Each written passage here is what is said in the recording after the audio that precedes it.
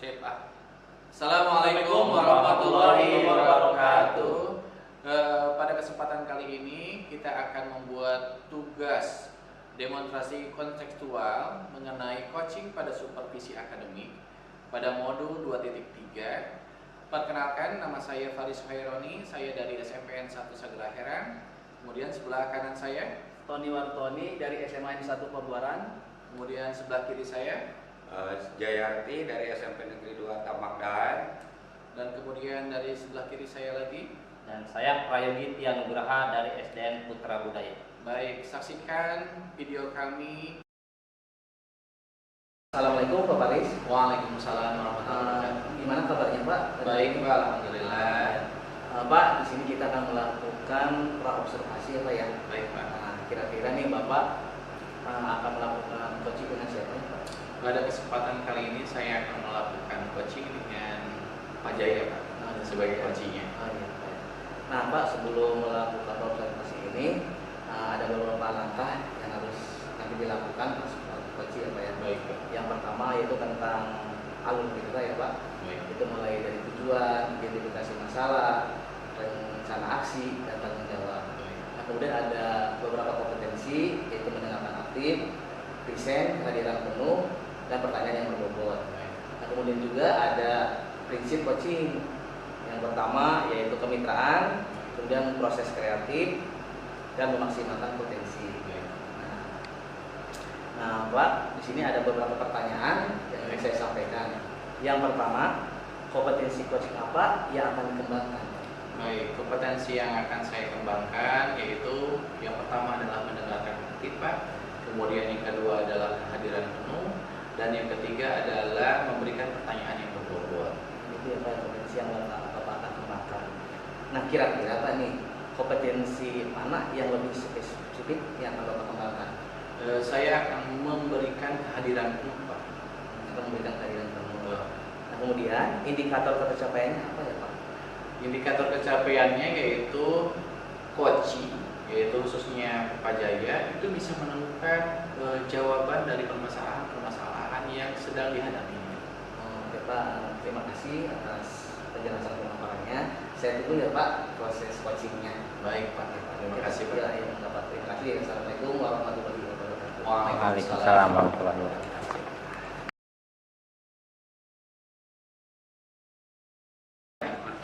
Assalamualaikum. Waalaikumsalam Pak Faris.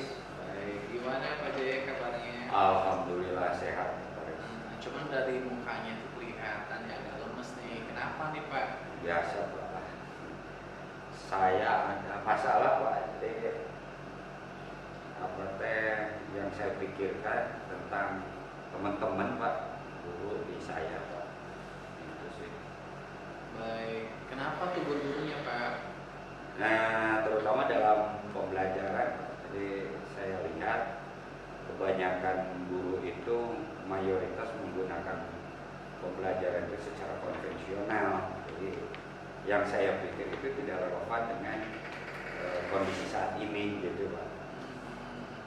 Jadi maksudnya tuh Bapak Ibu gurunya gimana Pak dalam proses pembelajaran itu?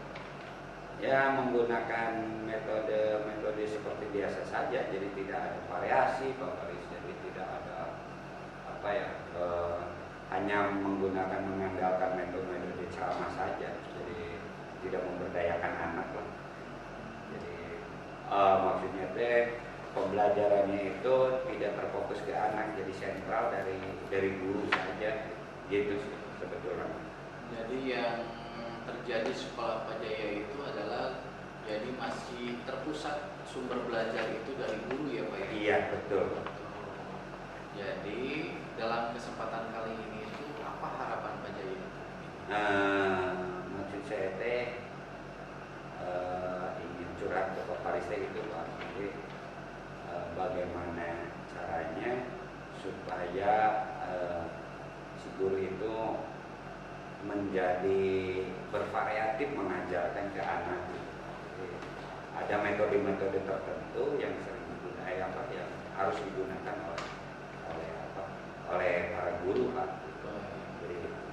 Jadi metode-metode yang seperti apa tuh Pak yang dianggap variatif minimal menggunakan pendekatan-pendekatan berdiferensiasi seperti yang kita pelajari, terus menggunakan media kekinian yang relevan, misalkan PPT atau Canva atau apa. Jadi selama ini itu hanya sebatas ceramah dan ceramah saja. Nah, kalau misalkan melihat dari percakapan ini ya Pak ya, kira-kira nih kondisi guru itu menurut Pak Jaya, gitu kan, di sekolah Pak Jaya itu di kondisi di level berapa nih Pak? Kalau dalam pembelajaran Pak ya, jadi kalau dalam pembelajaran itu kayaknya di level 3, 4 Pak, jadi masih sangat jauh dari harapan gitu Pak. Nah, harapan Pak Jaya berarti mereka itu menjadi level berapa nih Pak? Minimal setelah ada apa namanya ada solusi dan sebagainya itu di level ke 5, 6 Pak, jadi nggak banyak. Nah, Perlu proses dan sebagainya gitu Pak. baik, kalau dari percakapan ini kan Pak Jaya menginginkan adanya peningkatan ya Pak ya? Iya.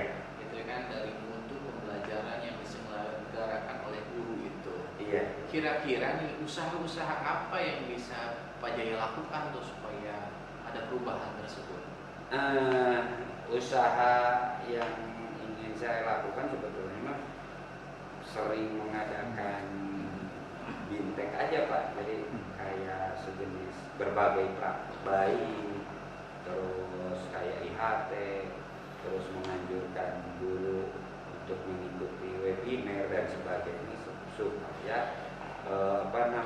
menjadi bervariasi lah, berpikirnya itu jangan monoton gitu Pak, sebetulnya itu Pak. Iya, berarti itu langkah-langkah yang akan Pak Jaya lakukan ya Pak ya? Iya Pak. Nah, kira-kira nih Pak Jaya bisa bekerja sama dengan siapa untuk melakukan langkah-langkah tersebut? Yang utama karena ini berhubungan dengan guru Pak ya. Pasti keterlibatan kepala sekolah itu sangat diperlukan karena kepala sekolah itu sebagai pemegang kebijakan. Di antaranya tadi kenapa perlunya kepala sekolah dilibatkan itu saya inginkan mengadakan IHT, berbagai praktik itu kan perlu kekuatan dari kepala sekolah gitu Pak. Baik. Kemudian ada lagi Pak, bisa kerjasama dengan siapa? Bisa kerjasama dengan MGMP mungkin Pak, atau MGMP dari komisariat atau MGMP dari kabupaten untuk menjadi narasumber sehingga ada pemahaman baru yang ada di guru saya gitu Pak. Nah, kira-kira nih dari barusan yang strategi-strategi Pak Jaya lakukan, kemudian juga kapan ya kira-kira waktunya bisa dilakukan?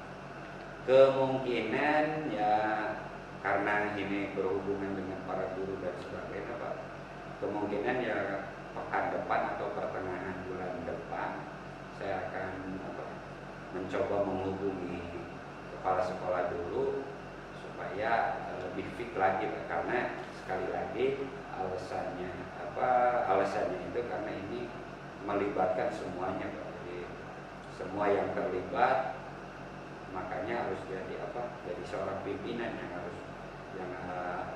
perlu pembicaraan dengan pimpinan lah supaya mengadakan acara ini gitu Pak maksudnya. Nah Pak Jaya, dari percakapan yang kita lakukan barusan ini sebetulnya Pak Jaya juga sudah mengetahui nih gitu kan, solusi-solusi apa yang harus dilakukan gitu ya untuk perbaikan dalam pembelajaran yang dilakukan oleh rekan-rekan. Sebetulnya Pak Jaya sudah mengetahui nih langkah-langkahnya yang harus dilakukan. Nah, saya berharap Pak Jaya di kemudian hari bisa melakukan perbaikan ini gitu kan, untuk langkah-langkah kedepannya supaya lebih baik lagi. Ya, itu saja mungkin Pak Jaya ya. Sebetulnya Pak Jaya nih alhamdulillah sudah dapat nih solusinya sendiri gitu kan. Amin. Iya, terima tahun saya ada kelas lagi itu, gitu ya. Saya mohon pamit ya, Pak Jaya. Terima kasih Pak Faris. Mohon- Semua dalam mulai. Assalamualaikum Pak Faris. Waalaikumsalam warahmatullahi wabarakatuh. Pak Ani. Faris, hari ini kita akan melakukan pasca observasi ya Pak ya. Baik, Boleh Pak saya mulai pasca observasinya? boleh Pak. Ini Pak ya, apa saja yang Bapak dapatkan pada saat pelaksanaan coaching dengan Pak Jaya? Baik, yang saya dapatkan ketika proses saya coaching terhadap coaching yaitu Pak Jaya, saya sudah melakukan yang pertama itu adalah prinsip coaching. Jadi dengan menjalin kemitraan terlebih dahulu, kemudian juga proses kreatif, kemudian juga memanfaatkan memaksimalkan potensi, gitu kan. Kemudian juga saya melakukan audita. Jadi yang pertama dengan pertanyaan-pertanyaan yang saya ajukan, gitu ya, alhamdulillah tujuan dari coaching itu untuk ketemu dengan saya itu tersampaikan. Kemudian juga saya dapat mengidentifikasi masalah apa yang sebetulnya yang dirasakan oleh Pak Jaya, gitu kan, sebagai coachingnya. Kemudian juga saya bisa memberikan pertanyaan-pertanyaan untuk membuat aksi nyata apa saja yang bisa dilakukan oleh Pak Jaya untuk melakukan perbaikan-perbaikan, gitu kan, sehingga Pak Jaya depannya sebagai coachingnya itu bisa lebih baik lagi, malah bisa untuk bertanggung jawab dan bekerja sama dengan pihak-pihak terkait untuk membantunya, gitu Pak.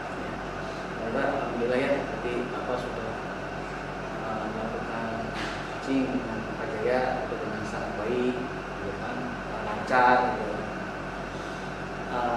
Jadi menurut catatan saya Pak ya, dari hasil observasi saya, gitu, Bapak ada kompetensinya dengan kehadiran penuh ya, kehadiran penuh gitu kan, sudah terrealisasi dengan baik, sudah bagus gitu kan.